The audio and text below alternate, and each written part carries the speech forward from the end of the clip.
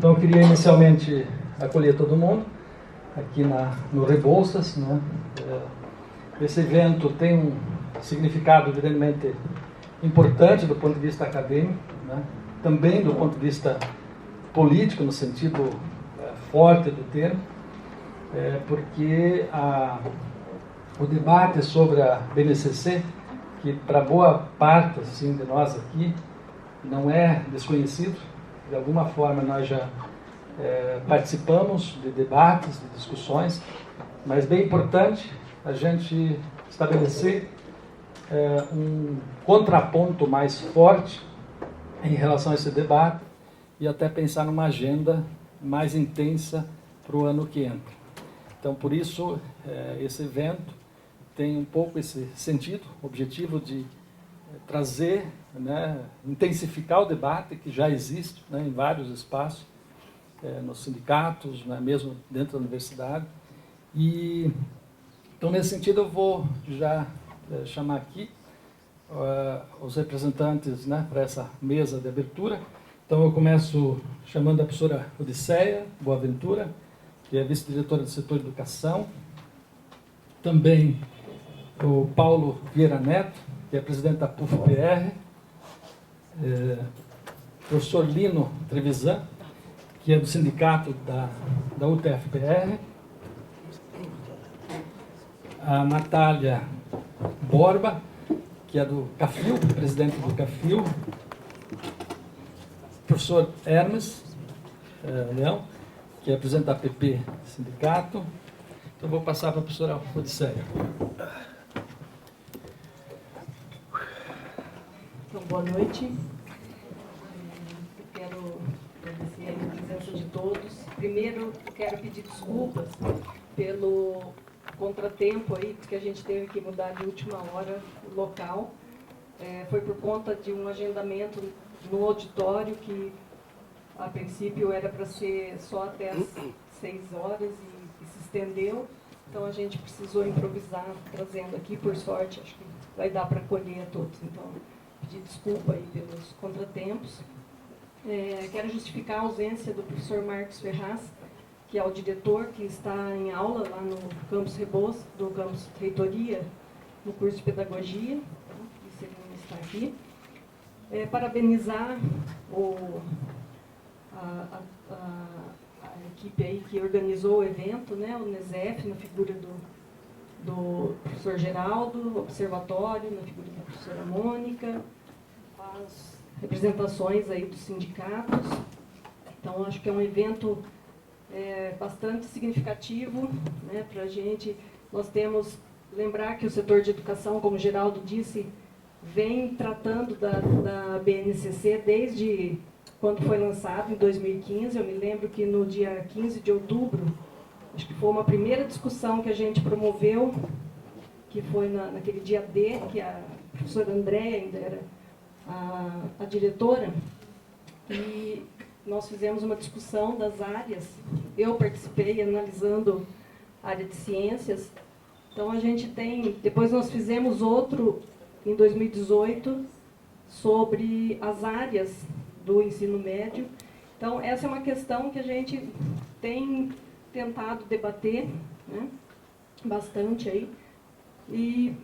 Mas acho que agora chegou a hora, assim, de, como você disse, dar um tom mais político, né, porque acho que até agora a gente tem discutido talvez nos aspectos mais pedagógicos, metodológicos. Então, acho que precisamos pensar um pouco mais adiante aí esse documento curricular.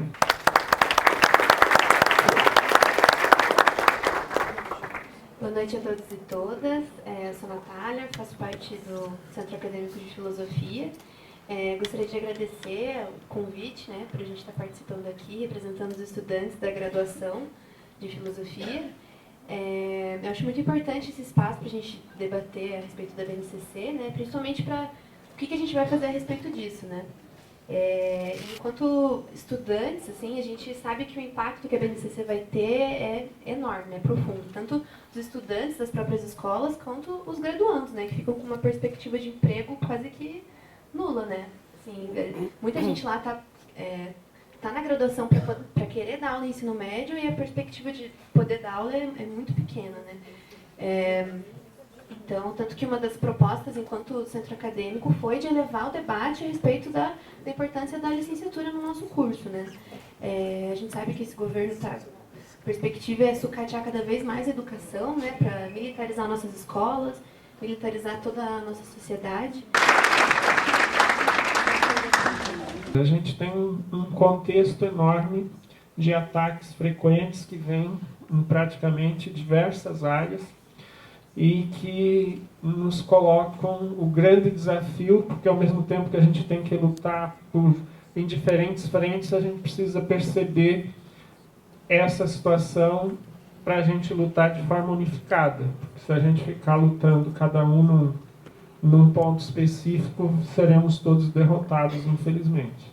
Então a gente precisa somar esforços para lutar de forma articulada, unificada, e eu acho que eventos como esses ajudam, né, para que a gente possa somar. Então, um bom evento a todos, parabéns pela organização, saudação a todos. Obrigado. Nós agradecemos o convite para participar dessa atividade, dessa reflexão importante. Compartilhar com vocês um pouco da leitura de que, em outubro de 2015, quando o grupo do PMDB Nacional lançou o pacote de propostas chamado Uma Ponte para o Futuro, nós denunciamos que ali estava a semente de um golpe sobre os direitos de todo o povo brasileiro. Em março de 2016, eles lançaram um novo pacote, um novo texto chamado A Travessia Social. Isso veio do PSDB de São Paulo, inclusive da professora Maria Helena, que já tinha trabalhado no MEC no governo Fernando Henrique Cardoso. E ali exatamente colocava toda essa perspectiva de redução de direitos. Então, esses dois documentos, nós, na APP Sindicato, denunciamos que, se fossem aplicados, seria um verdadeiro golpe sobre a maioria do povo brasileiro. Nós não barramos o golpe. E quando o Michel Temer assumiu, a primeira proposta desses programas foi a reforma do ensino médio. A primeira, por PEC.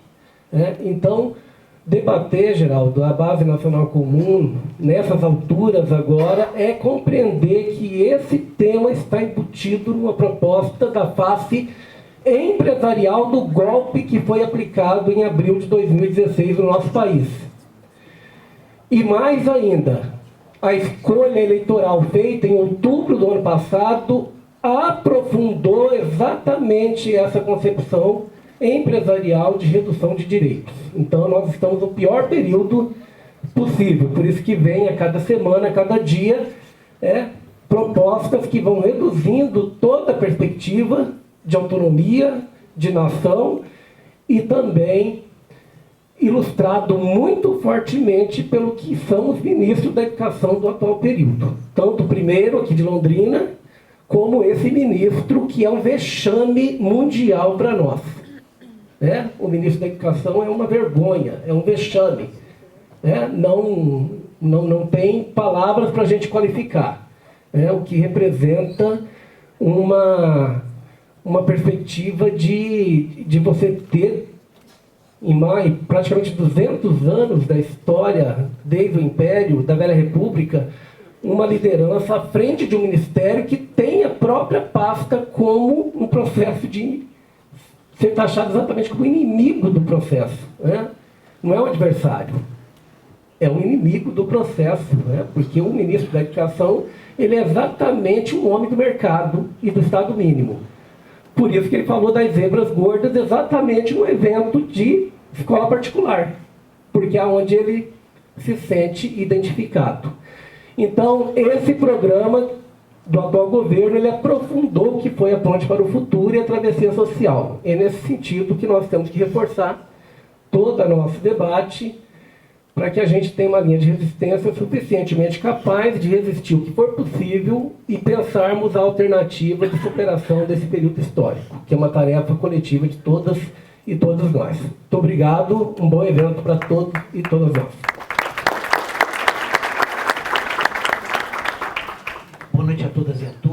eu agradeço ao Geraldo o convite. E eu confesso para vocês aqui uma coisa. Quando eu fui convidado pelo Geraldo, eu corri para ler a BNCC, fazer a lição de casa, fazer análise de texto, ver o que estava acontecendo ali. E, de repente, eu me interessei por aquilo, até pela fachada do projeto, uma fachada extremamente bonitinha, e fui lendo as coisas que estavam lá dentro e vendo o que estava acontecendo naquele projeto. E, de repente, eu me lembrei de uma coisa que aconteceu comigo, uma vez que eu trabalhei eu era aluno, e eu trabalhei com um filósofo de aluguel para um grupo de arquitetos, que tinha alguns pintores, tinha alguns artistas no grupo também, e eu fazia o trabalho de passar por escrito todas as experiências que aconteciam naquele grupo. E um pintor que participava do grupo, os arquitetos estavam mostrando um projeto, uma maquete, me deu uma cutucada e falou o seguinte: você percebeu o que é que não tem nessa maquete, o que é que não tem no projeto desses arquitetos? E eu não tinha percebido, então eu fiquei olhando para aquilo, pensando, bom, o que ele está querendo que eu veja aqui? Ou, na verdade, o que é que eu não estou vendo aqui? E eu olhei e falei, não sei. Ele falou, presta atenção, é tudo bonitinho, olha essa palmeirinha como ela é verde, aquela pessoa como ela está felizinha do lado de um carro. Olha como não tem vida, como não tem história, como não tem sangue, como não tem sujeira, como não tem resistência, como não tem matéria, olha como aquilo é abstrato. As pessoas que vivem no lugar que esse cara projetou são certamente, no projeto dele, pessoas felizes, que têm uma vida impecável e não cometem nem pecados, nem erros. Elas não devem ir ao banheiro. O banheiro está ali só para... Imagina, é uma coisa da finitude humana que está para além do que aquele fulano pôs no projeto dele. Então, a BNCC é exatamente isso. Ela é tão ideológica quanto uma maquete arquitetônica. Falta gente, falta história. Aquilo lá só funcionaria e só vai funcionar se nós entrarmos nesse jogo. Se nós trouxermos gente, sangue, história lá para dentro. E é por isso que esse projeto ele tem que ser trazido para a sua discussão política. As intenções do projeto são as mais maravilhosas que vocês possam imaginar. Todas as pessoas vão sair dali instruídas, felizes, todas elas vão sair aptas para o mundo do trabalho e para a cidadania. Né? Ou seja, o projeto pinga ideologia. Pinga ideologia. E o que é que falta nesse projeto? Falta realidade. Falta o debate que nós fazemos. Falta a nossa vida, a história, isso que nós vamos fazer aqui. É isso. E é por força disso que esse projeto tem que ser passado a limpo por nós e faz parte, como os nossos companheiros disseram aqui, da guerra que nós temos pela frente. Nós temos os 4 cavaleiros do Apocalipse correndo contra a educação ultimamente. São 4. O PELOA, o Projeto de Orçamento da União, da Lei de Orçamento da União, o Futurice, a Reforma Administrativa e a PEC Emergencial. E agora, nós temos mais essa notícia de que nos estados nós vamos ter a imposição das regras dessas novas diretrizes curriculares, que nós não sabemos direito o que fazer. Eu digo para vocês o seguinte, basicamente o pior defeito desse projeto ideológico é não permitir, como aliás a nossa aluna ali do CAFIO percebeu claramente, não permitir a tradução exata do que é que se espera dessas competências e habilidades que vão ser ensinadas na sala de aula com o trabalho das pessoas que vão dar aula. Ou seja, você tem o profissional de educação, o professor, que tem uma matéria, que tem alguma coisa para ensinar, que tem alguma coisa para levar ali na escola, e você tem uma matriz curricular que, em absoluto, não deixa claro o que é que ele vai ter que fazer e como ele vai fazer, e qual é a formação que ele tem que ter para poder fazer aquilo que está sendo dito que ele vai fazer ali. Né?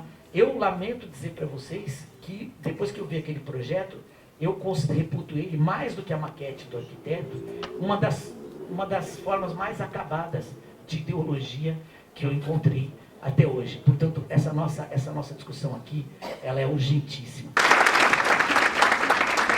Então, boa noite. Acho que, primeiro, agradecer pela oportunidade de a gente ouvir, aprender e, provavelmente, questionar tudo que vem sendo feito, principalmente dentro das nossas escolas, não só com relação às bases nacional comum curricular, mas com outras situações que estão acontecendo. Eu rapidamente queria colocar duas situações. Primeiro, eu acho que foi fruto desse grupo que está aqui, de outros que somaram a resistência para que nós pudéssemos derrotar a escola sem partido. É que para nós é um avanço dentro da Assembleia Legislativa, um dos pouquíssimos que nós conseguimos nos últimos anos. Mas derrotar a escola sem partido é importante, principalmente quando nós vemos o que aconteceu em Londrina. Quando os meninos agora do teatro apresentam-se, você sabe o que aconteceu em Londrina e o que os deputados estão fazendo, estão falando. Inclusive com alguns deputados que vão trazer as mães, vão trazer os pais daquele acontecimento em Londrina, e eu acho que nós temos que fazer esse debate. Porque quando nós fazemos um debate de currículo, nós estamos debatendo a liberdade de ensinar e a liberdade de aprender. E não há liberdade de ensinar e liberdade de aprender se nós tivermos um currículo que proíba as pessoas de terem conhecimento.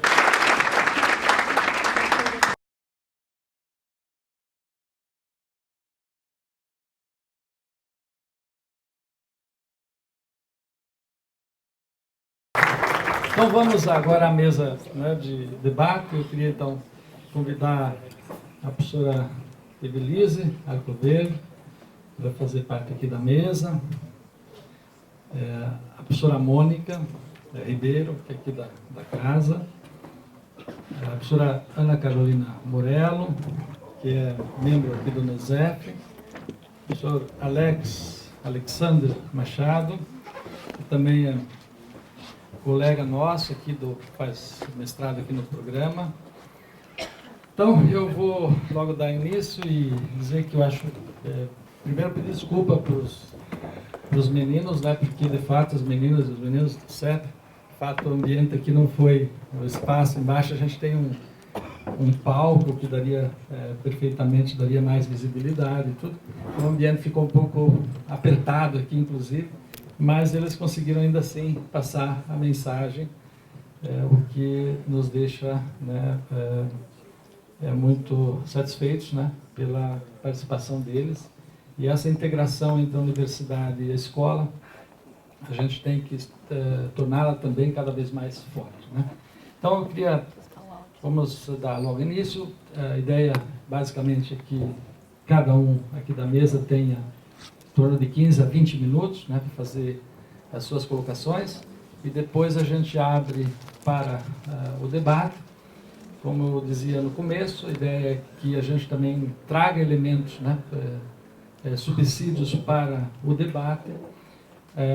Em princípio, a professora Evelise, a gente convidou porque, como fora secretária da Educação, né, por um período, né, ela vivenciou uma experiência, né, de currículo, né, do debate do currículo ao vivo, né, quer dizer, por um período bastante longo, né, inclusive como superintendente em algum momento e como secretária em outro momento. Então a ideia é que a gente também tome como referência uma experiência que ocorrera no passado e que, de certa forma, tem um sentido, uma representação muito forte ainda, né, nas nossas experiências, inclusive recente, por sinal. Então eu vou passar de imediato para a professora Evelise fazer então as suas colocações, lembrando que o objetivo é ampliar de fato o debate, né, por isso que é importante a participação também do movimento sindical, hoje representado com 3 grandes entidades, né, e mesmo o CAFIL também como entidade estudantil, porque nós devemos replicar esse debate em todas as instâncias e de modo bastante forte do ponto de vista teórico do debate, enfim, né? Então, por essa razão é que fica também a ideia de que a gente possa alimentar e pensar numa agenda para o ano que vem bastante intensa, né?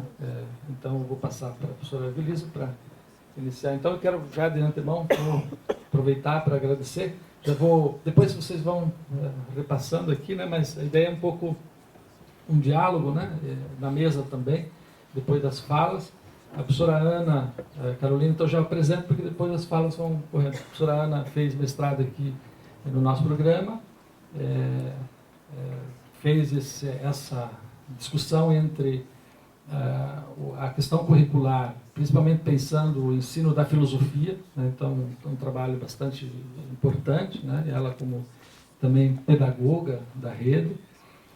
O professor Alex, né? Que vem estudando, né? Estudante de filosofia e está no mestrado agora também, que vem estudando há um bom tempo também, sempre essa interface da filosofia com as políticas públicas, evidentemente. E a professora Mônica, já conhecida por todos nós, do Observatório do Ensino Médio, que tem uma trajetória, né, acadêmica nessa discussão curricular, especialmente pensando a questão do ensino médio. Então, eu queria já de antemão agradecer. A mesa depois eu não vou interromper, nós vamos fazer no movimento, tá bom? Então, vamos lá. Boa noite a todos e todas aqui presentes. Quero cumprimentar, em nome do Geraldo, que o evento é um evento importante, sem dúvida nenhuma, no momento em que a gente está aí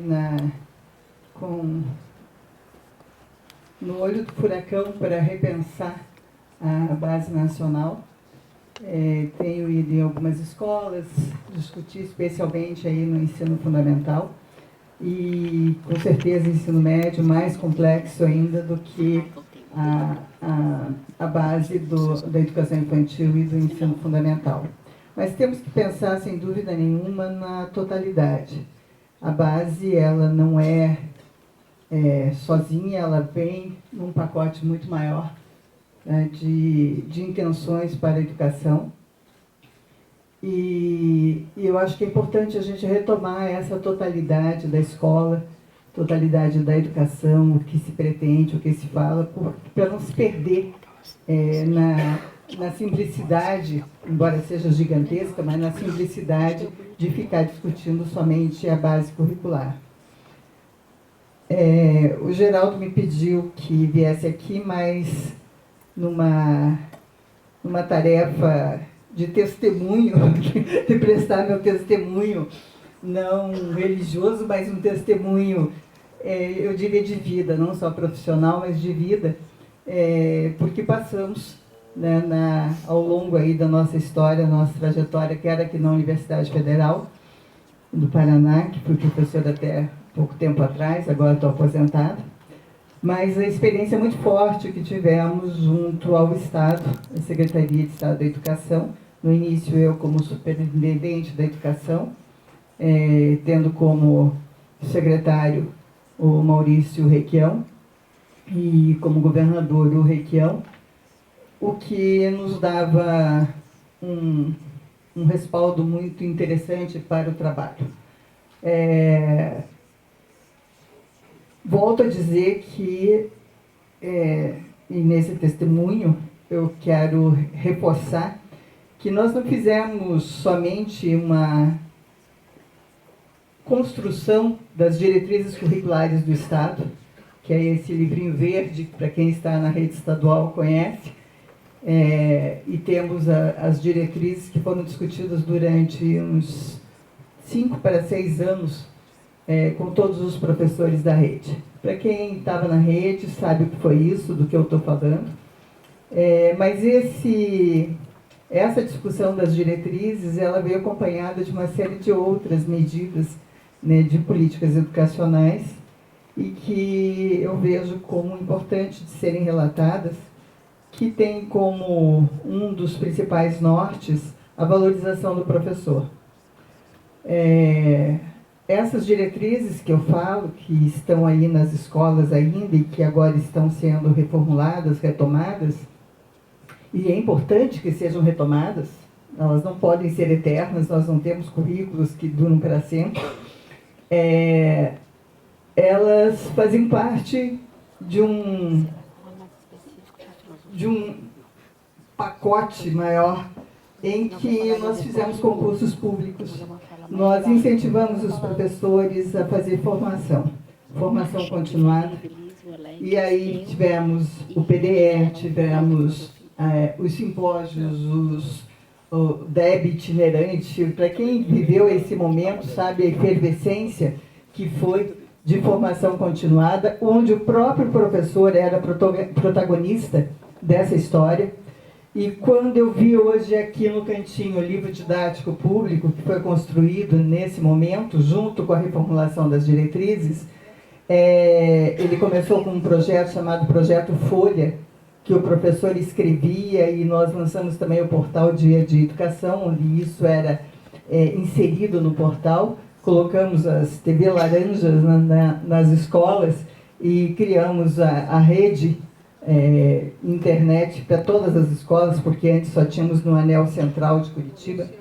Então, tudo isso, cada coisa dessa que eu falei é muito grande, é grandioso enquanto política, e entendo que elas têm que funcionar no coletivo, junto.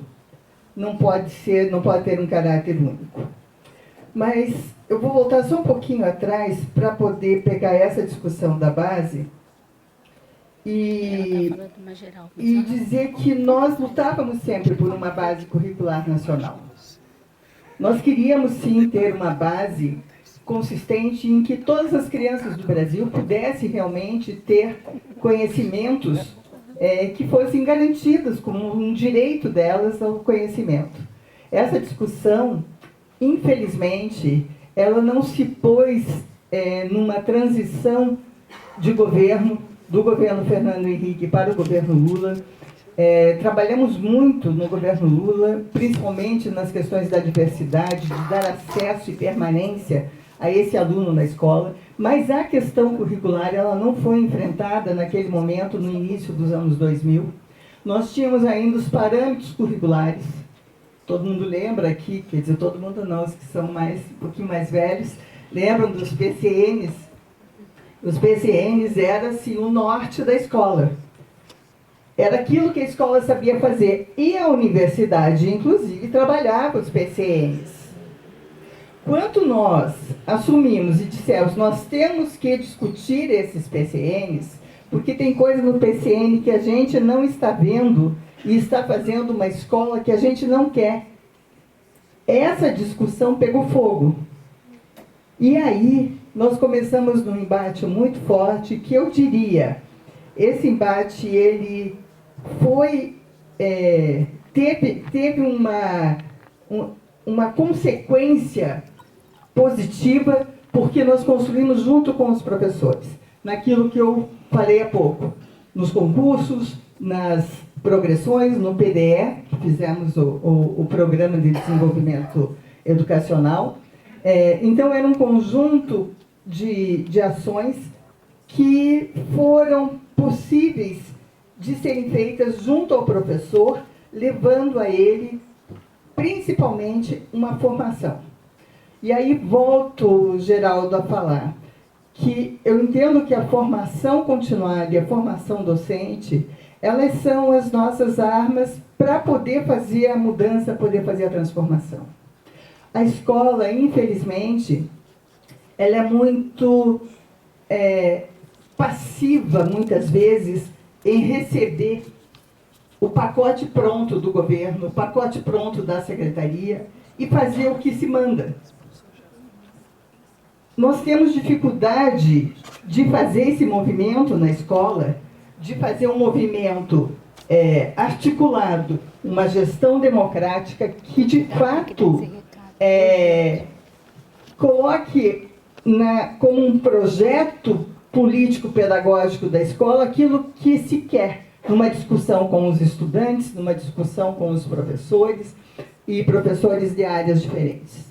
Eu falo isso um pouco com tristeza, mas também entendendo que esse é um movimento que precisa mudar no Brasil, dessa formação do professor, dessa consistência do que se quer, porque na grande maioria das escolas que nós chegamos, você pergunta o que é para fazer, o que vocês querem fazer nessa escola, e a resposta normalmente está no papel que veio da Secretaria de Educação, é isso que temos que fazer. Mas eu prefiro fazer só alguns encaminhamentos. Tá?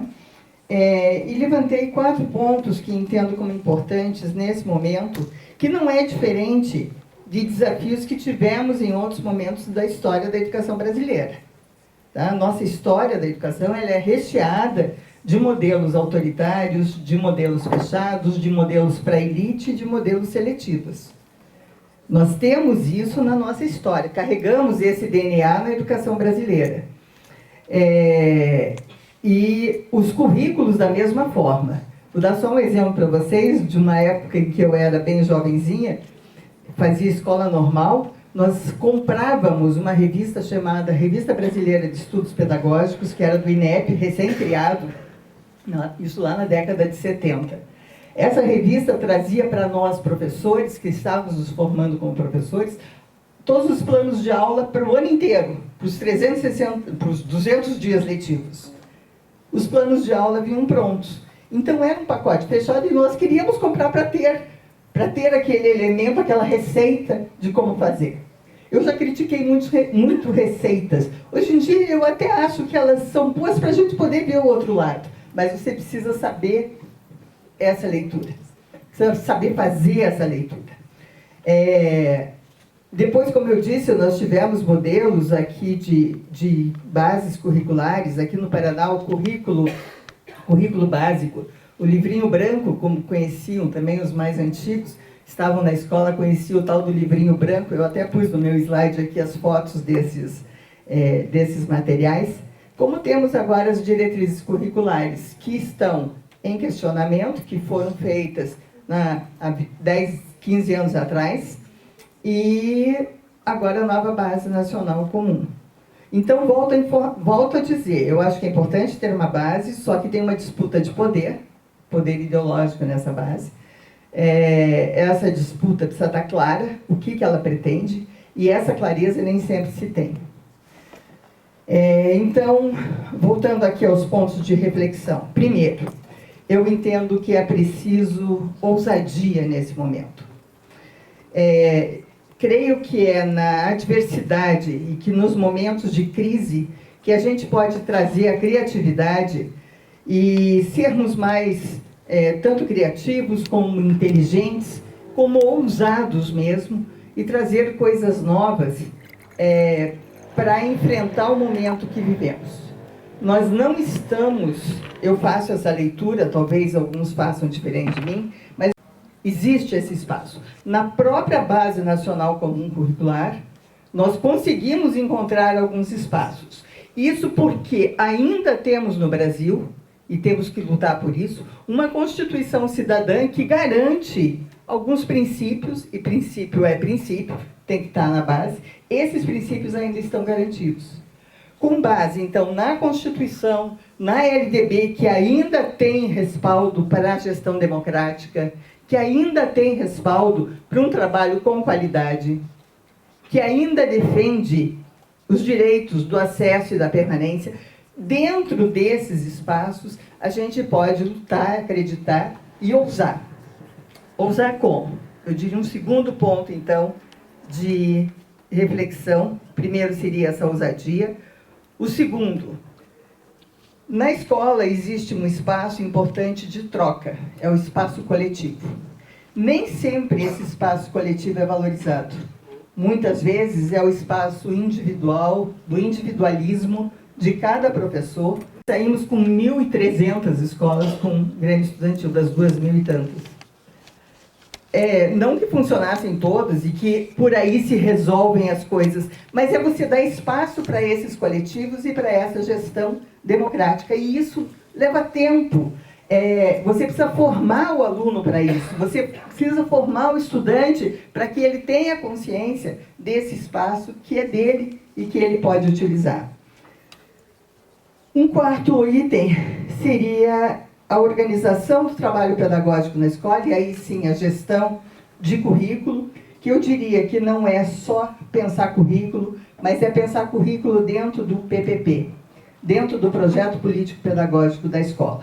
O que essa escola quer, por que quer, e pensar de forma crítica essa escola, não nos quadradinhos que são colocados dentro do sistema, que são encaminhados pela Secretaria de Educação, mas realmente de forma crítica. O PPP, o plano de gestão, que é outro instrumento fantástico de discussão democrática e que leva, de fato, a uma discussão curricular. Plano de gestão é quando há a troca de gestores, né, que precisa ser apresentado esse plano. A proposta curricular, que aí a gente chega nesse pedacinho que a gente está discutindo desse todo maior da escola e da educação, e o plano de trabalho docente, que está lá dentro, quando a gente discute a base curricular e na resolução do Conselho Nacional de Educação, ele aponta para o plano de trabalho docente, porque é importantíssimo também. Ele vai, é o planejamento do professor, que ele faz da sua disciplina, mas que, sem dúvida nenhuma, tem que estar atrelado com todas essas outras questões que eu falei desse coletivo, dessa totalidade. Por fim, eu queria dizer que eu apresento, então, 3 desafios, eu acho que para esse momento. Para ajudar essa escola a suportar as pressões que estão postas, quer pela legislação, pela política educacional do Ministério, quer, às vezes, pela própria Secretaria de Educação. Mas, para suportar isso, eu entendo que uma questão fundamental é se relacionar, é fazer essa articulação do ensino superior com a educação básica. Nós não podemos desvincular, não são duas coisas distintas.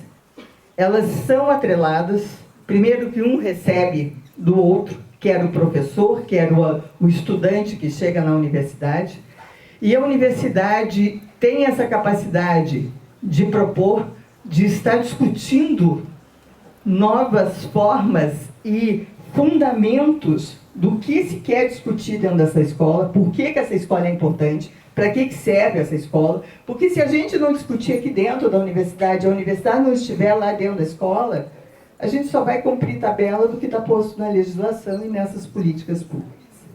Então, primeiro seria essa relação do ensino superior com a educação básica. Segundo, a formação docente inicial e continuada. Pensar na licenciatura, a menina que fez a abertura, desculpa chamar de menina, mas era uma menina mesmo que estava aqui na mesa, falou da questão das licenciaturas, do curso dela. Nós fizemos essa discussão ainda quando eu estava aqui na universidade, a importância dessa... Porque não adianta a gente formar professores que não vão ter espaços e que não vão nem saber o que discutir, em que lugar discutir. E isso eu acho dificílimo para a universidade. É uma tarefa, assim mesmo, hercúlea para a universidade fazer nesse momento, mas acho importante, tanto na formação inicial, quanto na formação continuada. Lógico que a continuada e a inicial também precisam de recursos e precisam de apoio das secretarias de educação, mas nós temos alguns elementos, e aí eu ponho o terceiro desafio, que é das inovações e ações propositivas para a escola.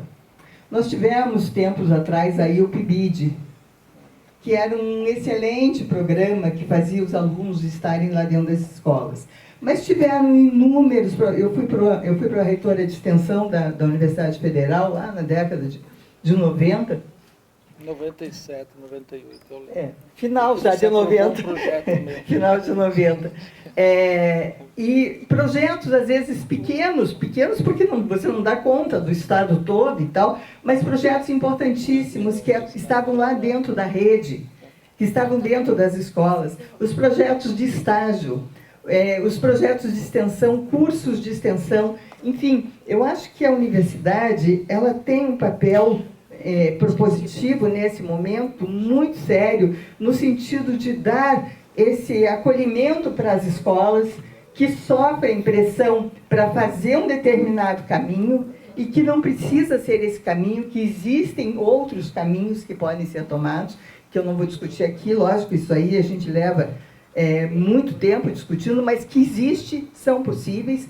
Só para terminar daí, por exemplo, numa discussão curricular, eu estava discutindo numa escola, ali era ensino fundamental, mas era uma escola pública, pequena, mas a gente discutia as possibilidades de, dentro daquela carga horária que nós tínhamos, de retomar a parte diversificada. Que parte diversificada era essa, que a gente já criticou, mas que ela pode ser usada. Eu não estou dizendo que eu gosto da parte diversificada, e muito menos eu gostava dos temas transversais, eu criticava muito, mas hoje em dia, como eles foram amarrados em legislação e discutem cidadania, direitos humanos, discutem questões do nosso dia a dia, quem sabe até a gente não encontra alguns espaços em lugares que a gente não estava vendo antes. mas que eles existem, existem. Tá? E eu acho importante a gente sair, pelo menos com essa visão um pouco mais otimista, de que há possibilidades da gente pegar brechas nessa louca proposta. Lógico que o caminho é duro, ele está pesado, mas há possibilidades, porque em outros momentos a gente já venceu. Obrigada. Boa noite.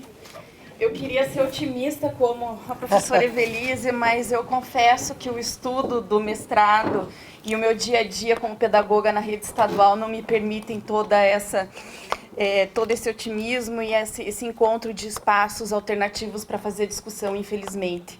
Todo o massacre que a gente recebe, toda a impossibilidade de estudo, com a retirada do nosso dia sem vínculo, que eram os momentos que a gente tinha. Então, infelizmente, a própria...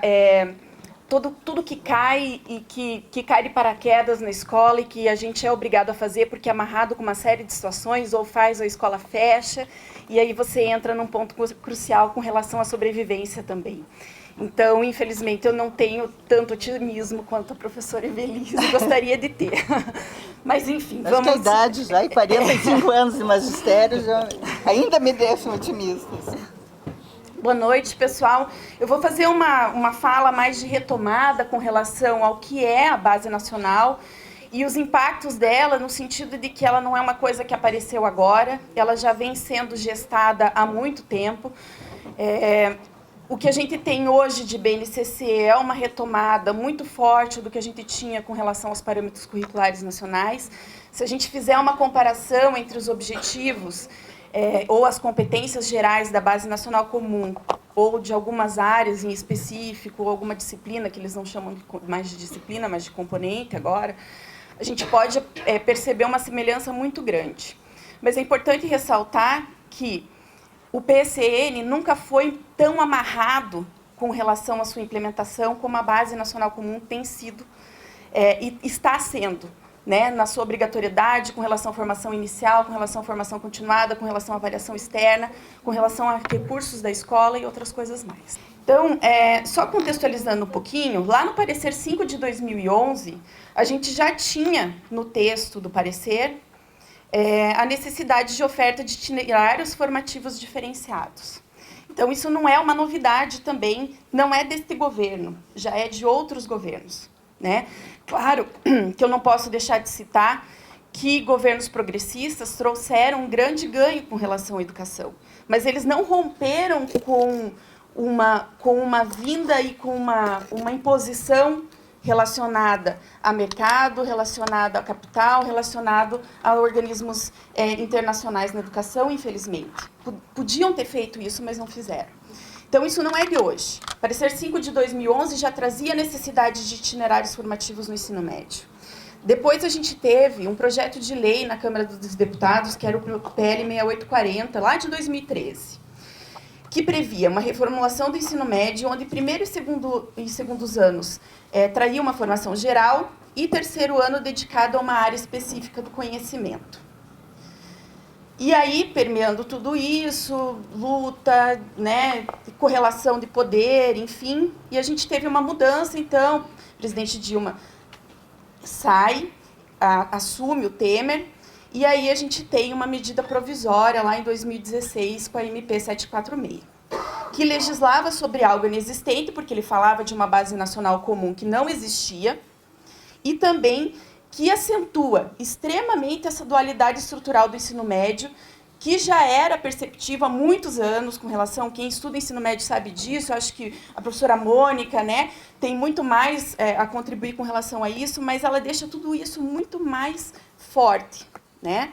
Porque a gente sabe que as escolas particulares, ou quem tem acesso às escolas particulares, não terão só a possibilidade de realização de um único itinerário formativo, mas terá uma possibilidade de formação mais ampla. Diferente dos estudantes de uma escola pública, que vão estar sempre condicionados à questão de financiamento e de oferta da própria rede. Então, a gente tem lá, depois a MP 746 foi transformada na Lei 13.415, E o artigo 35A fala, então, que a Base Nacional Comum Curricular definirá direitos e objetivos de aprendizagem do ensino médio, conforme diretrizes do Conselho Nacional de Educação, e aí traz, inclusive, a mudança do nome das áreas, uma retomada do que a gente tinha, basicamente, nos PCNs. Então, traz a questão ciências, matemática e suas tecnologias, ciências da natureza e suas tecnologias, e assim por diante.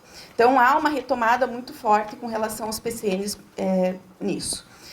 A carga horária da BNCC, por mais que fale que teria uma ampliação de carga horária do ensino médio de 2.400 para 3.000 horas, ele reduz essa carga horária, dizendo que a base comum, então, dessa formação de ensino médio, seria somente de 1.800 horas, no máximo de 1.800 horas, certo?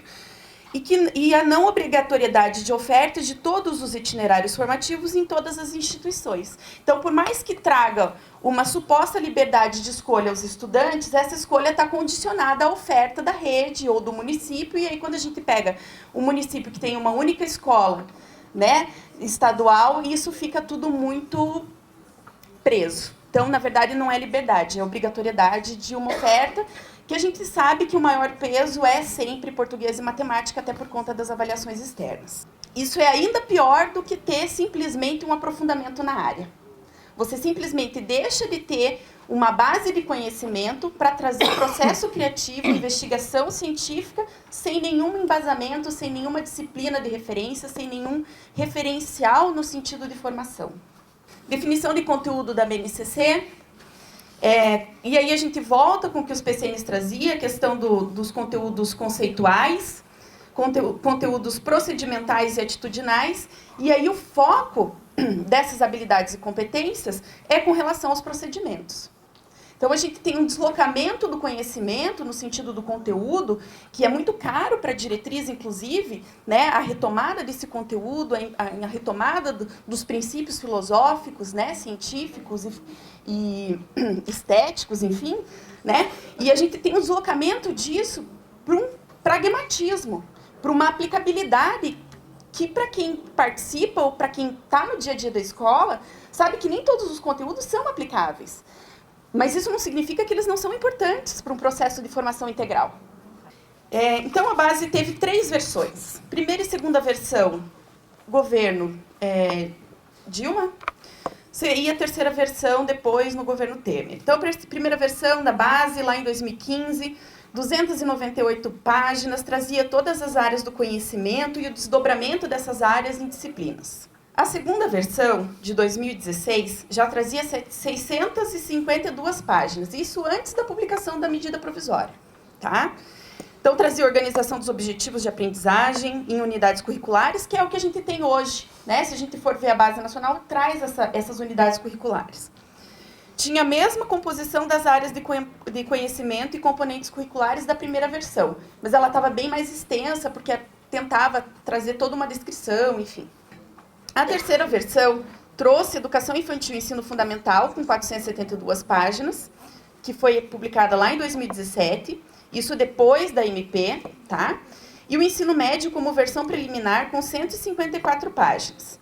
Apresenta competências gerais, só que, no entanto, ela não traz as competências do ensino médio, ela traz a questão do itinerário formativo, porque foi uma prerrogativa da Lei 13.415, né? Mas não especifica todos os componentes curriculares que fazem parte do ensino médio.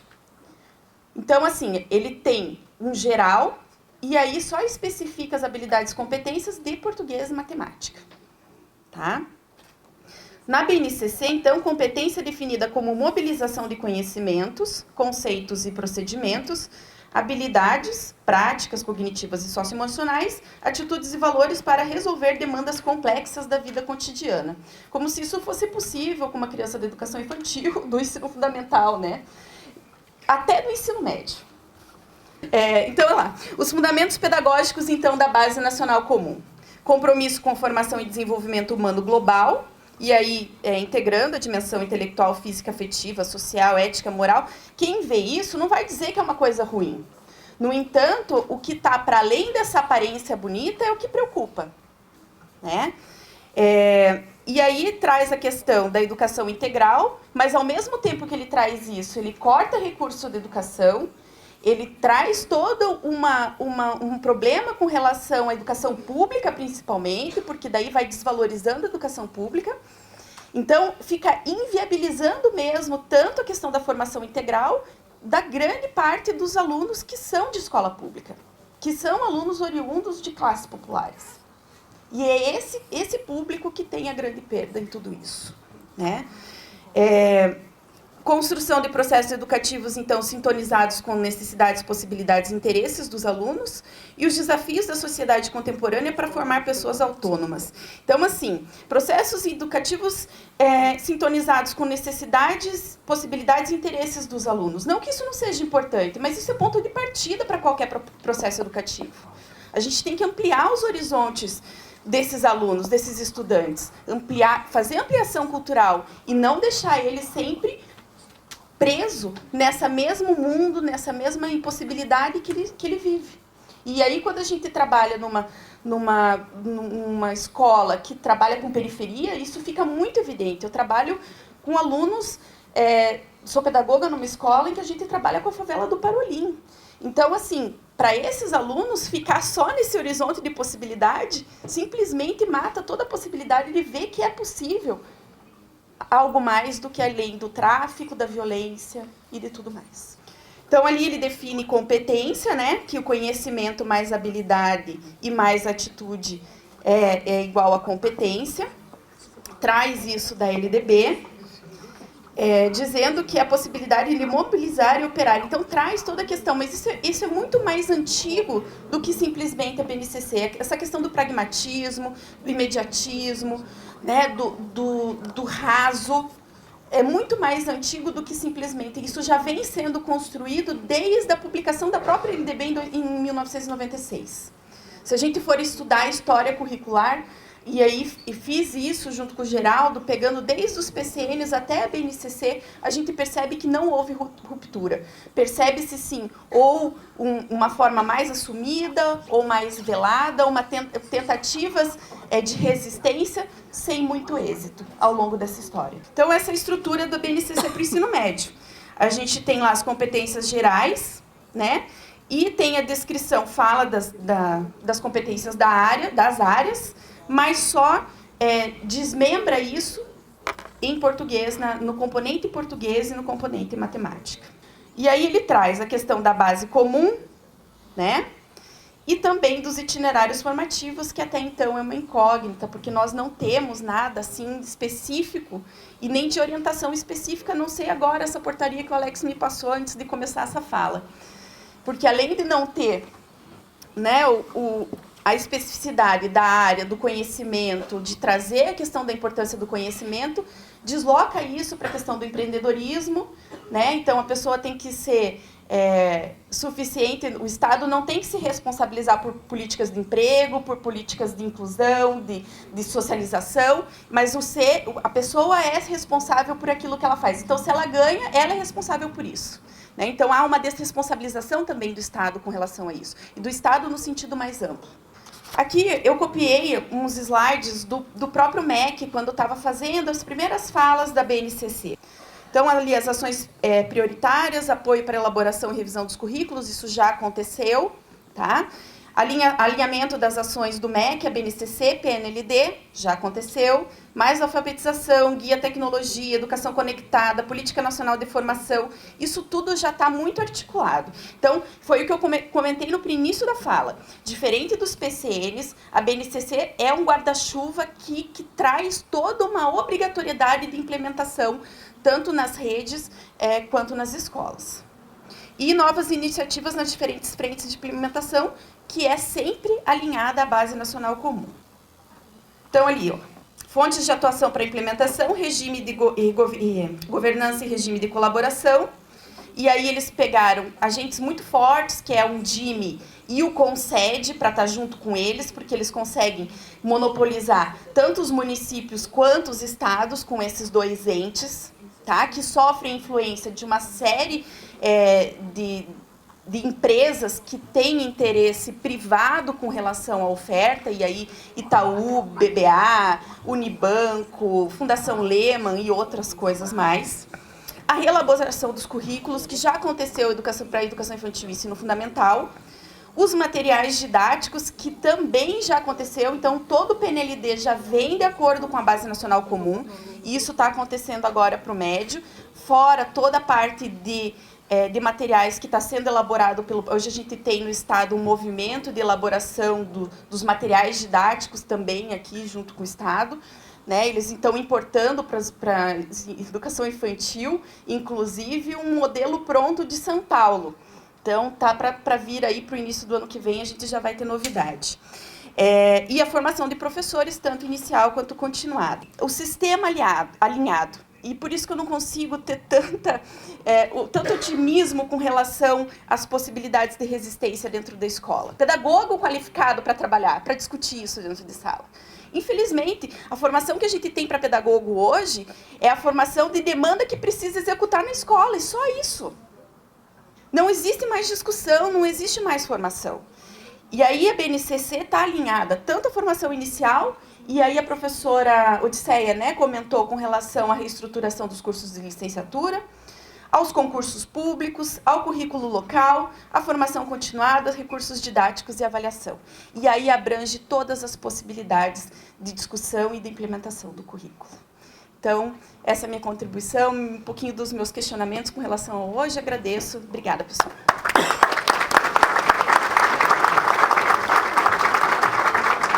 Uma boa noite, então, a todos e todas. Eu gostaria de começar a minha fala lembrando que existem dezenas de professores e professoras fazendo um trabalho de formiguinha nas escolas desde 2016, tá? E que estão adoecendo porque não tem estrutura para visitar todas as escolas. E que há uma demanda enorme por informação nas escolas. Tá bom? Então eu gostaria de lembrar que tem muita gente trabalhando para tentar reverter um pouquinho isso. Lembrando um pouco a fala do professor Paulinho sobre a maquete, a BNCC ela foi construída para não ter conteúdo. O que menos importa é o conteúdo, porque a BNCC é um muro que se levanta e que quebra o ensino médio no meio. Assim como foi em 71, na 5692, na LDB, quando a classe trabalhadora estava acessando ao ensino superior, houve então uma demanda, o Estado teria que se preparar para isso, e o que o Estado faz? Em 40 dias, apresenta uma LDB e vai afastar a educação superior do então ensino de segundo grau, ergue um muro naquele momento e força uma profissionalização compulsória dos jovens, tal qual está ocorrendo agora. Uma profissionalização compulsória. A ideia de que agora o jovem vai poder escolher, que ele vai poder decidir o seu futuro, o que ele vai fazer. Acho que a gente não precisa mais falar que tudo isso é um grande engodo, que isso não existe, que metade dos municípios brasileiros tem apenas uma escola de ensino médio. Tá? Então, acho que isso já é um ponto, né, que a gente tem que pensar como desconstruir isso. Tá? Então, o que menos importa, que eu estava falando, é o conteúdo, é a forma que interessa. Tá? Porque ela justamente quebra para que os jovens não acessem a universidade. Porque há uma redução na carga horária do ensino médio drástica. Nós temos hoje cerca de 2.400 horas ao longo de 3 anos. Isso foi reduzido para 1.800 horas. Então, como é que a gente vai encaixar esses conteúdos dentro de 1.800 horas, pensando uma formação para que os jovens cheguem na universidade? Então, a ideia é que eles não cheguem. Né? Então, a reforma do ensino médio, como o desmonte da educação superior, elas não podem ser vistas de maneira isolada. Elas fazem parte de um mesmo processo. E não tem como pensar uma sem pensar a outra. Defender uma é obrigatoriamente defender a outra. Tá bom? Queria lembrar aqui também o papel que organismos internacionais e que principalmente o Banco Mundial vem desenvolvendo nesse processo. O Banco Mundial considera a reforma do ensino médio a maior reforma da educação desde a LDB. E Nietzsche dizia que quando a gente olha demais para o abismo olha de volta para a gente. E a gente olhou durante muito tempo com bons olhos para a iniciativa privada na educação superior. Tanto é que nós construímos no Brasil, né, permitimos que ocorresse o surgimento da maior instituição privada de educação do mundo, que é a Croton.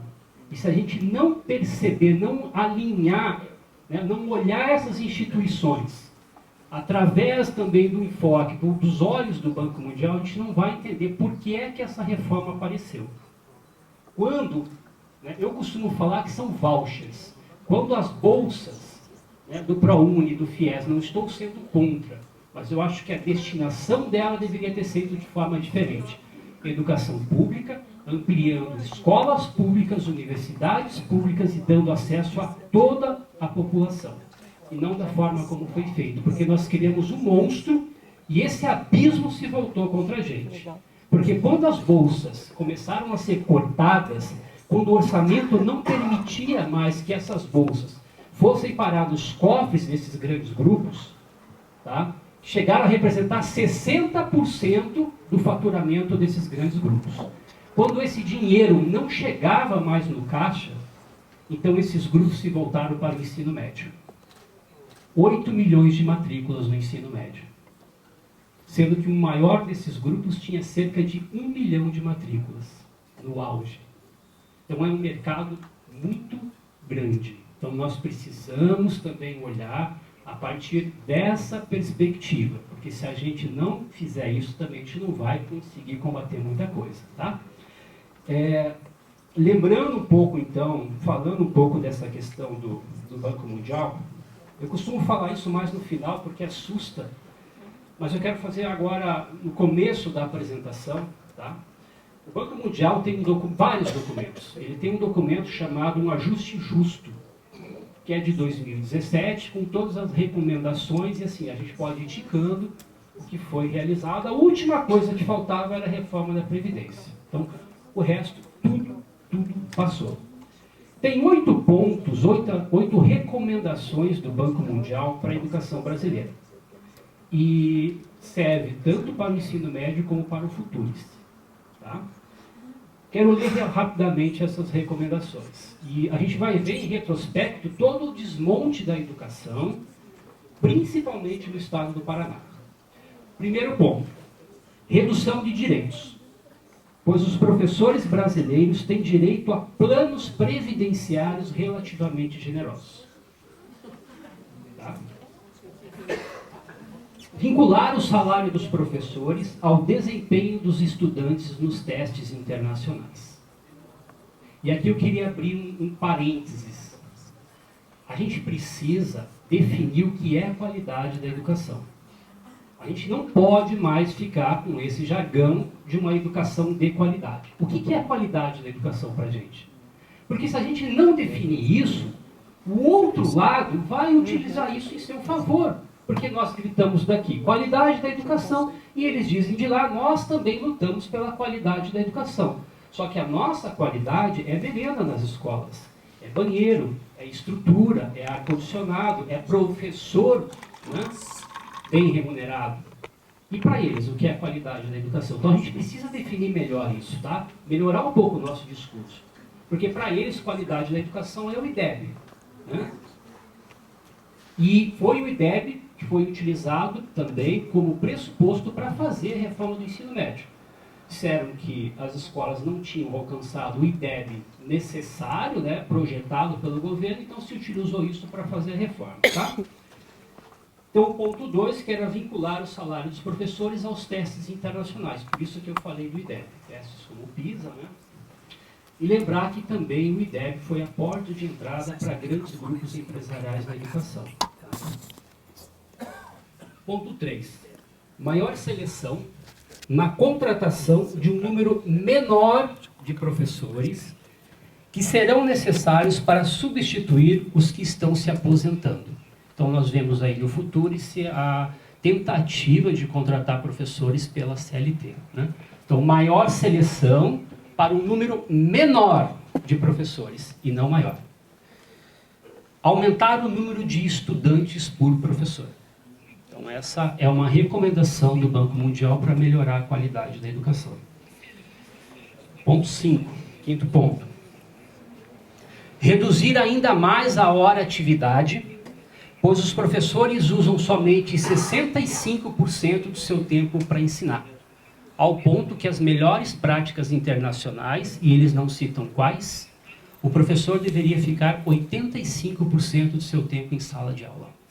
Então isso bate com a redução da nossa hora-atividade e que desempregou milhares de professores aí no estado do Paraná, principalmente os professores e professoras PSS. Introdução e aplicação de ameaças de demissão por absenteísmo. Absenteísmo para o Banco Mundial é greve. Contratação de empresas privadas para o fornecimento de serviços de educação. E aí volta aquele abismo que nós criamos no passado, dessas grandes corporações da educação superior, que estão de olho nesse mercado gigantesco que é o ensino médio. Então, quando eu falei que a BNCC ela se levanta para quebrar o ensino médio, essas 1.800 horas do núcleo comum, isso vai seguir uma estratégia para horizontalizar todos esses serviços, padronizar a educação, padronizar conteúdos, ou seja, padronizar a construção de um determinado serviço para ser vendido com um ganho de escala. Porque esse é o interesse. Você padroniza tudo, você coloca tudo dentro de uma caixinha e aí você vende isso para todo mundo. Seja através dos livros didáticos, uma vez que um desses grupos já tem 40% do mercado brasileiro de livros didáticos, seja através da educação à distância. Vou fazer uma sugestão para vocês. Peguem a Base Nacional do Ensino Médio, um documento com mais de 150 páginas, e procurem pela palavra professor, professora, seja no singular ou no plural. Um documento com 150 páginas, vocês vão encontrar essas palavras 10 ou 11 vezes. Agora pesquisem a palavra tecnologia. Então, que base é essa que não existe professor?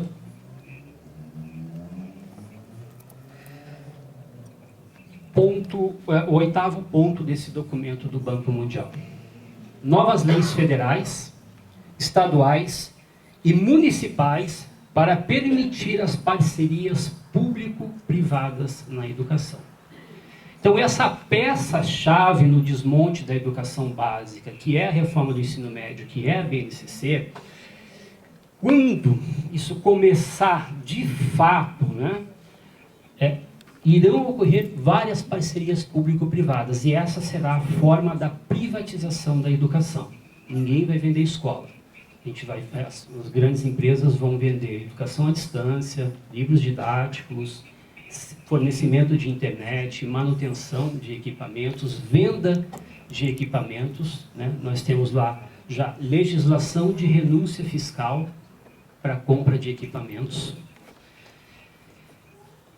E, curiosamente, a reforma do ensino médio ela coloca 600 horas a mais na carga horária total ao longo de 3 anos. Então, vejam, nós tínhamos 2.400 horas, no núcleo comum a gente cai para 1.800. Então, são retiradas 600 horas no núcleo comum. E aí, nós acrescentamos 600 horas lá nos itinerários. Então, fica no total de 3.000 horas. Nós fizemos uma continha rápida E para que essa carga horária seja realizada, hoje seria necessário uma sexta aula no estado do Paraná. As escolas têm condições de ofertar a sexta aula, contratando um número menor de professores, aumentando o número de estudantes. Então, uma emenda constitucional, orçamento, nós não temos condições. Qual vai ser a saída? E essa saída já existe, essa proposta já foi feita, é que essa sexta aula seja à distância. Por isso que não tem professor na base. Porque não precisa, porque a tecnologia vai mediar. Então nós estamos também de mãos atadas, porque não tem currículo oculto, quando é a tecnologia que está por trás disso. Como é que a gente vai desconstruir alguma coisa se já está toda formatadinha, né?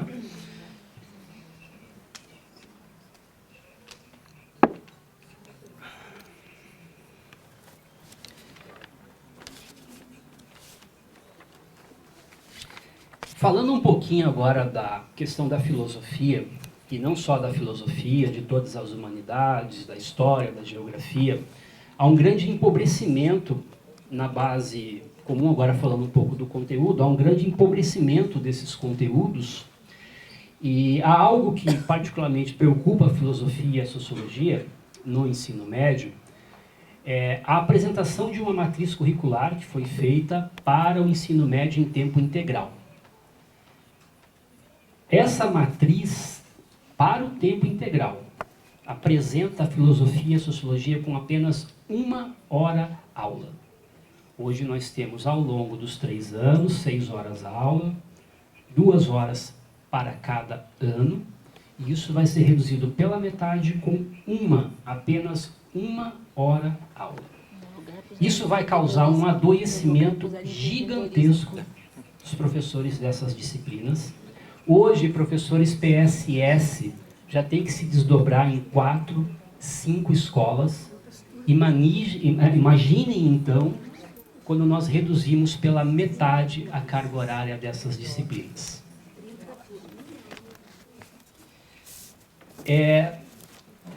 Propondo algumas coisas também. Nós temos uma lei estadual que insere a filosofia e a sociologia no ensino médio. Eu acho que nós precisamos lutar para que essa lei permaneça, porque, de certa forma, ela está sendo atendida no momento em que você ainda mantém filosofia e sociologia, mas com 1 hora aula ela se torna inviável. E precisamos lutar também para que essa ideia de que 1 hora aula não se espalhe para as outras disciplinas, né? Porque aí seria um caos na educação. Se o adoecimento, se o número de suicídios de professores é extremo, tem aumentado muito, imagine quando os professores forem submetidos a essa jornada. Tá?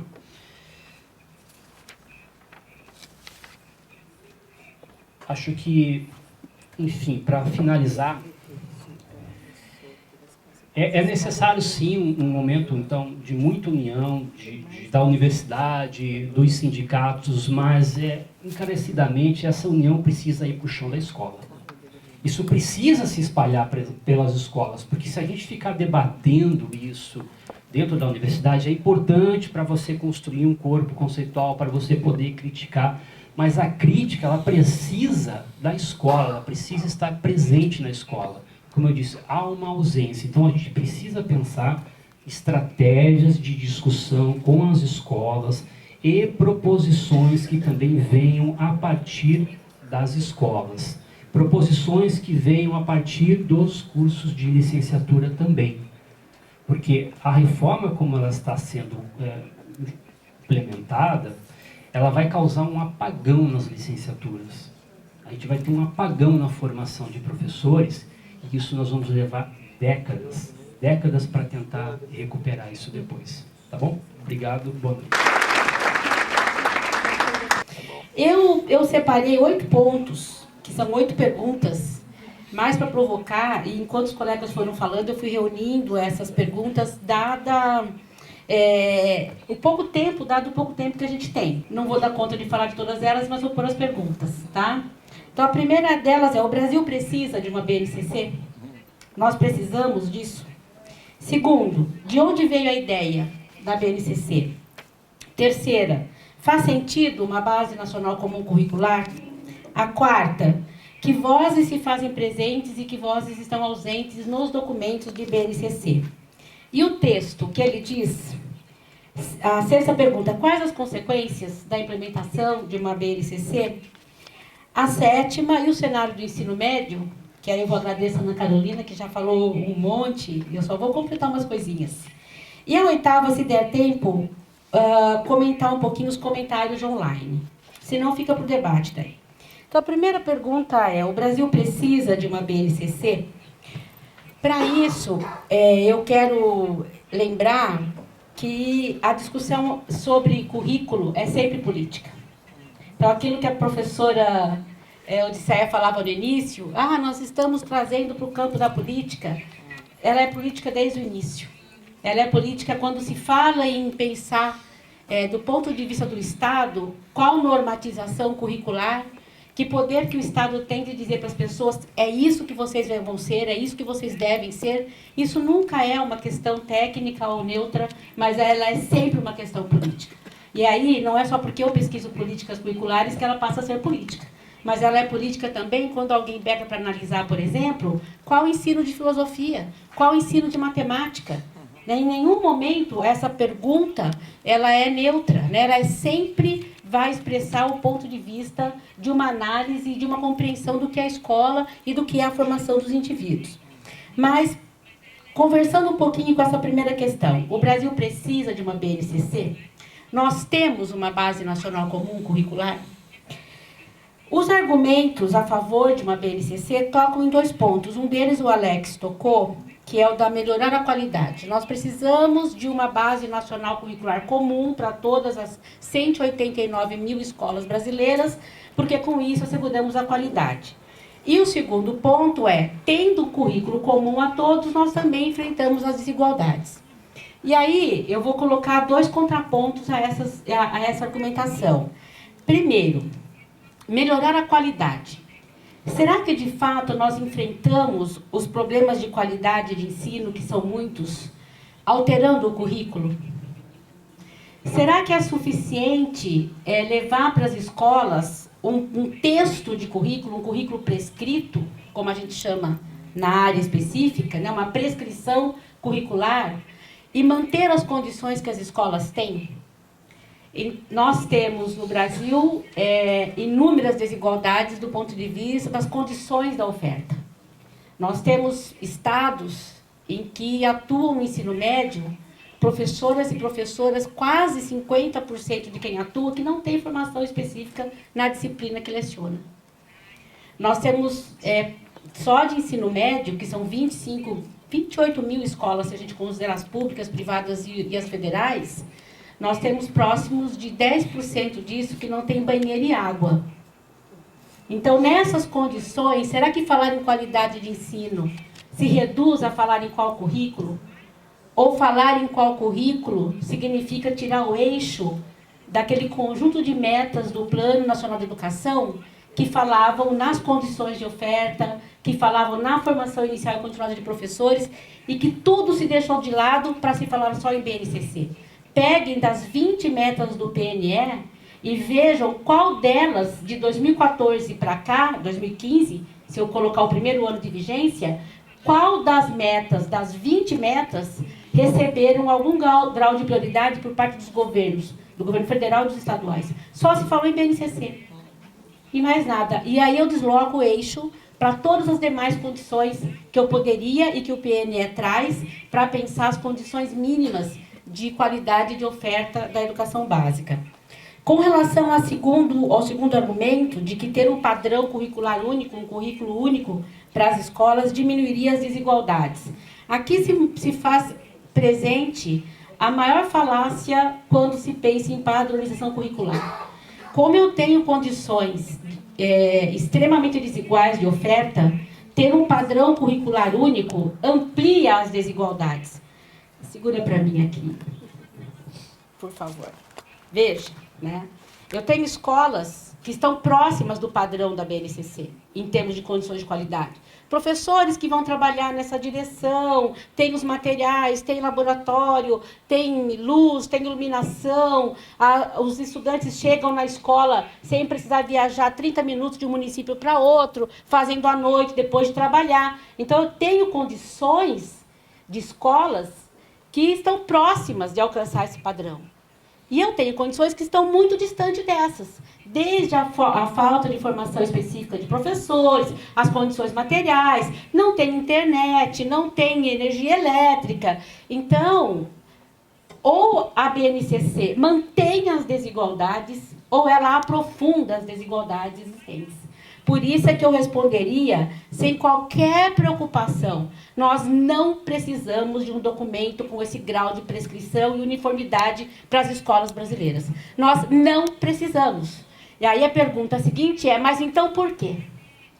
Qual o interesse? E aí os interesses são vários. O primeiro deles, e aí isso tem a ver com as disputas, né, do ponto de vista da política educacional, eles estão dados, inclusive, lá no Plano Nacional de Educação, quando o PNE coloca a ideia de uma BNCC. Nós não temos, o Brasil nunca teve um documento com esse grau de prescrição. Quando eu falo em prescrição, eu estou dizendo que a BNCC, do ensino fundamental e médio, é um documento extremamente prescritivo e minucioso, que detalha, só falta dizer qual dia e hora tal coisa é para ser trabalhada pelas escolas. Só falta isso. Ela é tão prescritiva que a gente identifica esse detalhamento naquela codificação que eu considero absurda. Naquele EF, GE, né? Então, ensino fundamental, geografia, 6º ano, a habilidade tal, objetivo tal. Né? E ela é um elenco de prescrições codificados, ou seja, ela reduz o conhecimento a uma lógica instrumental perversa e que visa a padronização. Então, não nos interessa algo que rompe com o caminho que vínhamos fazendo. Evelise lembrou, nós conseguimos colocar na LDB gestão democrática da escola pública. Um dos elementos de gestão é a escola definir o seu projeto político-pedagógico. BNCC acaba com isso, ela passa a ser o projeto político-pedagógico, desconsiderando todos os sujeitos que ali estão, que são de carne e osso, que não são uma alegoria, que não são uma fantasmagoria. Estudantes de ensino médio, são 8 milhões de estudantes de ensino médio, eles não são uma pessoa só, são várias juventudes, são várias expectativas com relação à escola, são várias intenções com relação à escola. Como é que eu padronizo aqueles meninos que estavam aqui? Essas juventudes não cabem na BNCC. Esse documento não enxerga esses garotos que estavam aqui. Esse documento torna esses meninos e meninas invisíveis. Este é o problema quando eu tenho esse grau de prescrição, esse grau de padronização.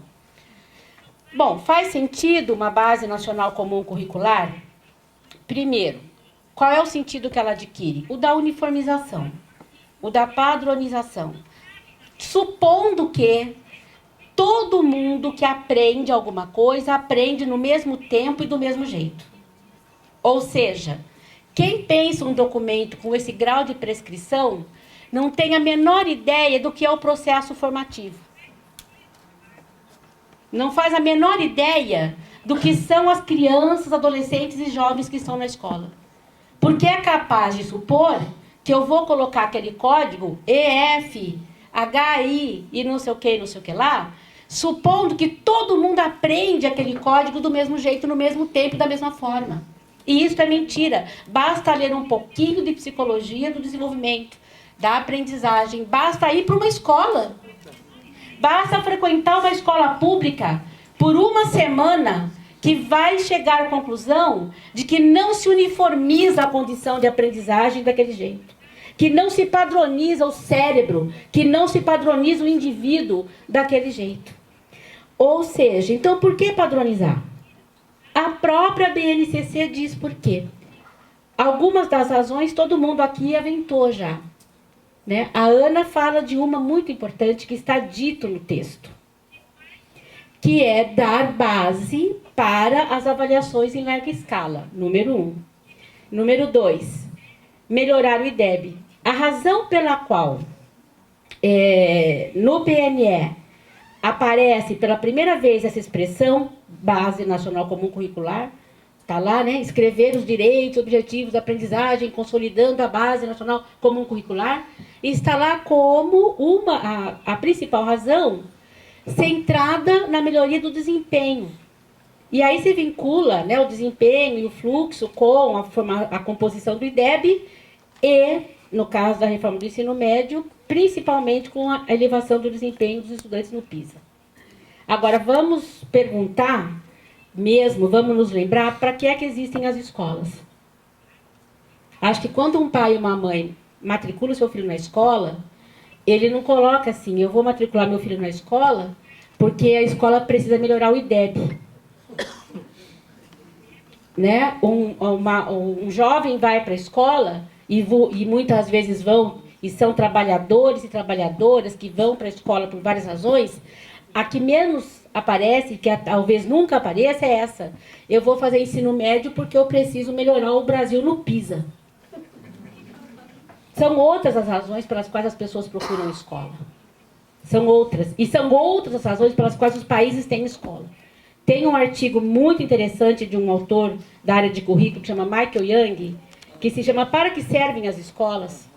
E lá ele nos lembra que as escolas não servem para atender aos dispositivos dos organismos internacionais, aos discursos do empresariado, seja do A ou do B, mas as escolas servem para formar os indivíduos para a vida em sociedade. E aí nos cabe dizer qual sociedade e qual formação dos indivíduos. Cabe a nós dizer. Não cabe aos autores da BNCC, dos quais eu destaco, especialmente o empresariado nacional. Tem um movimento chamado Movimento pela Base Nacional Comum, que é um movimento formado por essas think tanks, do tipo Instituto Unibanco, Itaú, BBA, Natura, INSPER, Fundação Lehman, etc. Todos, né, os que a gente viu nascer mais recentemente, os que já estão há mais tempo no nosso horizonte, que junto com o CONSED e a Undime compõem um modelo de governança, sim, da política curricular e política educacional nacional. Então a gente precisa de se colocar a pergunta, né? Qual é o interesse do empresariado nacional sobre a formação dos nossos jovens? Ou quais são os interesses? Né? E eu identifico pelo menos duas razões. A primeira é que, olha o grau de poder que significa para alguém dizer assim, é isso que eu quero que vocês sejam. Porque quem pensa currículo está dizendo isso. Quando eu faço um projeto curricular para o professor de filosofia formado aqui, eu estou dizendo, é isso que eu quero que vocês sejam.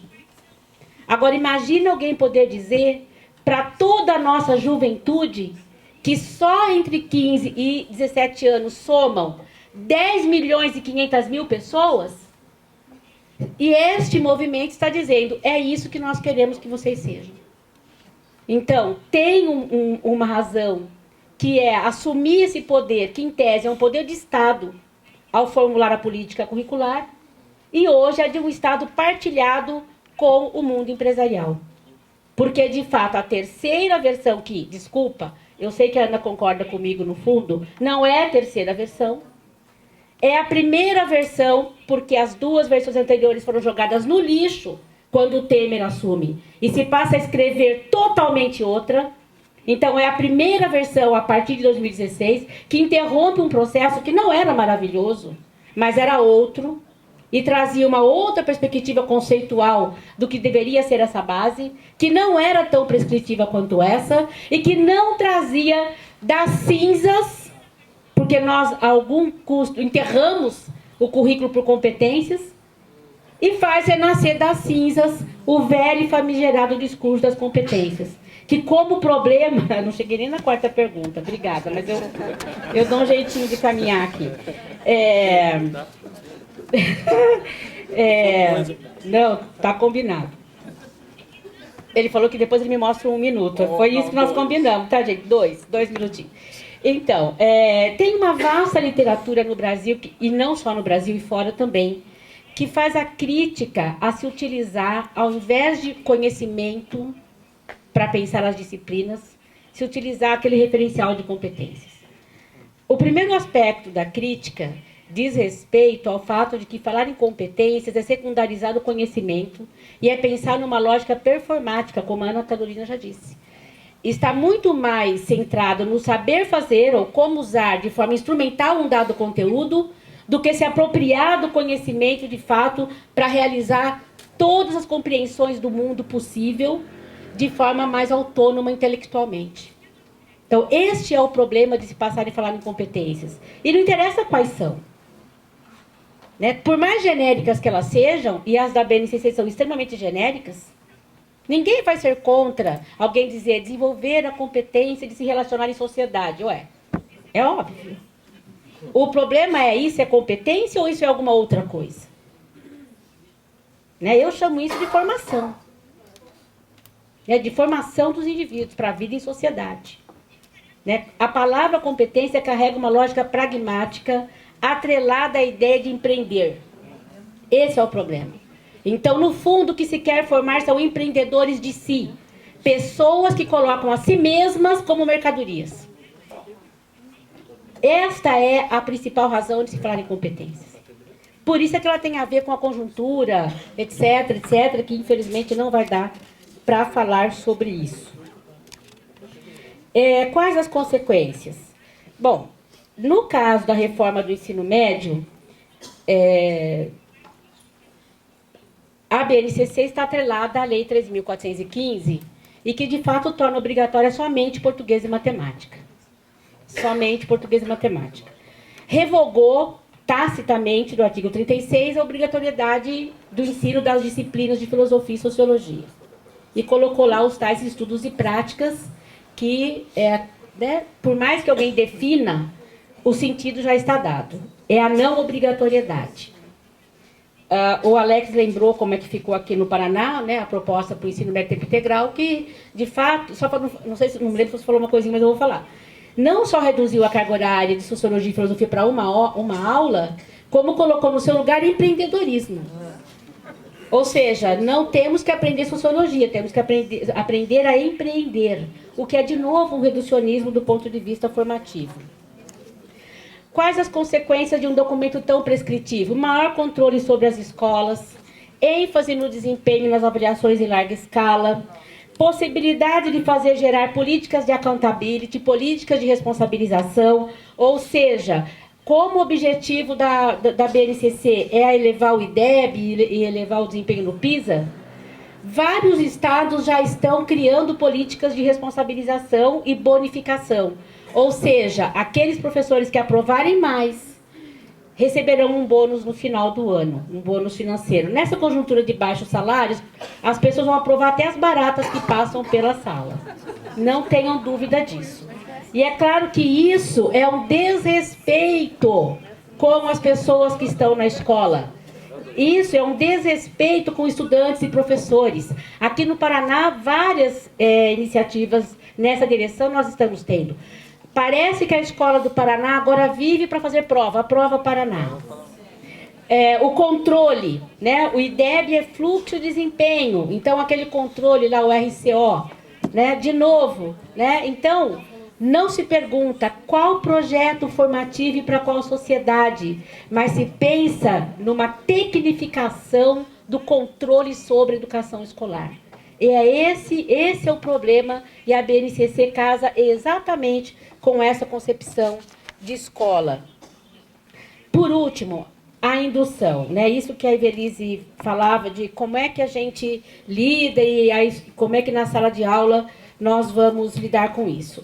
Eu quero lembrar que nós temos em curso 2 formas de indução à implementação da BNCC e que, portanto, ou se faz um movimento claríssimo de rejeição ou não se faz nada. Primeiro, quem tem Facebook e de alguma forma alguém colocou lá que é professor, eu coloquei, pode estar sendo bombardeado por essas think tanks. Revista Nova Escola, baixe aqui seu plano de aula. Revista Instituto ICE. Veja, simplificamos as competências para você. né? Baixe a aula gratuitamente, só faltava cobrar. Mas são políticas de indução e todos os professores estão recebendo todos os dias esses materiais na sua casa. Dizendo, com outras palavras, vocês não precisarão ler as 180 páginas da BNCC. Nós traduzimos para você. Baixe o PowerPoint com a aula pronta. Isso é política de indução, gente. Lauro, põe para mim o que eu pedi. Só para encerrando mesmo. No caso do ensino médio, a BNCC e a reforma coroam um processo de 20 anos. Tadinho, eu estou aqui dirigindo a live que eles estão fazendo. Ali. Não vai dar para vocês verem. Isso é uma cronologia. Isso é uma cronologia dos últimos 20 anos das políticas sobre ensino médio. Em 20 anos, nós tivemos 3 diretrizes curriculares nacionais e uma revoga a outra. Nós tivemos 2 políticas curriculares distintas e mais uma agora a terceira, o primeiro os PCN, depois para o ensino médio, quando se passa a falar não mais em competências, mas em ciência, cultura, trabalho, nas várias juventudes que estão na escola, e agora de novo o modelo de competências. Nós tivemos 2 decretos quando se fala em ensino médio articulado à educação profissional. Nós tivemos um projeto de lei, esse que a Ana falava, o PL 6840, e mais uma medida provisória. Nós tivemos a meta 3 do PNE, que fala sobre a universalização até 2024 em 85% da faixa etária. Nós tivemos também a emenda constitucional número 59 de 2009. Ou seja, em 20 anos, a cada 2 anos, nós tivemos ações que impactam o ensino médio do ponto de vista da legislação, das bases curriculares, das suas finalidades e das políticas curriculares e dos programas. Aquele quadro ali mostra isso. Ou seja, a reforma do ensino médio e a BNCC coroa 20 anos de disputa a respeito daquilo que eu falava agora, do poder de dizer quem devem ser os nossos jovens, o que eles serão. Foram 20 anos de disputa. Então não é agora que isso começa. O problema tem a ver com a situação de uma das pessoas que comenta aqui na live, no nosso ao vivo, que precisamos ampliar essa discussão com os nossos professores. E isso o Alex já dizia também. Nós estamos oferecendo um curso de extensão agora, aos sábados, sobre BNCC. Para vocês terem uma ideia, nós pedimos para a técnica aqui do setor de educação divulgar, mas ela estava em viagem e não divulgou. E esse link correu por e-mail. Em 2 dias nós tivemos 300 inscrições e nós tínhamos 40 vagas. Nós estamos ofertando uma turma e devemos ofertar mais uma e mais uma ao longo do ano que vem. Mas é verdade, nós precisamos sim, na universidade e fora dela, contribuir para uma análise mais aprofundada sobre esse texto. Porque o que os professores estão recebendo nas escolas, ou é a ordem, cumpra-se, sem saber quem escreveu, por que escreveu, com qual finalidade escreveu. Ou os recadinhos das think tanks. Baixe aqui o seu plano de aula gratuito. É esse o contexto de indução que a gente está tendo e, de fato, esse evento contribui para diminuir um pouco tamanha pressão sobre os nossos professores. Obrigada. Então, acho que nós temos que começar a pensar muito para além, né? Então, é claro que fora do universo, do espectro mais, digamos, crítico, evidentemente, que não sobrevive, né? Evidentemente, né? E claro que um diálogo com um certo fronte, né, no campo liberal também é necessário, né? Aliás, nós tivemos nos eventos, muito respeitosamente, posições muito adversas às nossas no passado, mas muito respeitosamente, né? E no debate. Eu acho que isso é extremamente importante também, porque é aí que a gente cresce e faz né, avançar. Então, acho que retirar todo o espectro fundamentalista das nossas perspectivas de compreensão é extremamente importante e pensar num horizonte, né, que vá para além. Porque quando a gente fala, e agora a gente pode falar com certa tranquilidade, nesse sentido de que a gente precisa criar uma perspectiva de esquerda também unificada, no que pesa as diferenças, no que pesa ser, de fato, uma tarefa difícil, mas eu acho que nós, no campo da educação, a gente tem grandes possibilidades de fazer um trabalho que possa avançar. Então fica aqui a provocação para que a gente pense algo que seja de fato extensivo ao Estado inteiro e que essa carência da compreensão acerca